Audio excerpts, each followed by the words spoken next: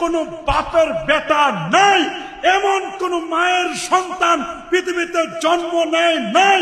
বাংলাদেশে সাবকন্টিনেন্টে এই পাক ভারত উপমহাদেশে এমন একজন আলেম বের হয় নাই ইবনু হাজার আসকালানির সাথে মোকাবেলা করতে পারে। তিনি বলেন মিলাদুন নবীর দলিল বুখারীতে আছে, মুসলিমে আছে, তিনি এই হাদিস দলিল দিয়েছেন। দোস্ত, এমন কোন কওমি আলেম, এমন কোন সরকারি দরকারি আধা সরকারি বেসরকারি এমন কোন মসজিদের বড় হুজুর ছোট হুজুর মুয়াজ্জিন হুজুর এমন কোন হুজুর আছেন, এমন কোন পীর আছেন যিনি এই হাদিস যে দলিল দিল ইবনু হাজার আসকালানি এই দলিল খণ্ডন করার মতো এমন কোন আদরের কলিজার টুকরা সন্তান আসো?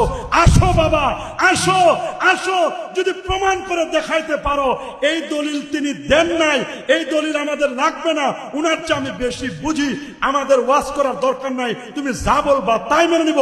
আর এটা যদি সত্য হয় তাহলে মেনে নিবা কিনা? আসো দোস্ত, তোমার সাথে মুলাকাত করি, মুসাফা করি, আসো মিলাদুন নবী পালন করবা কিনা বলবো।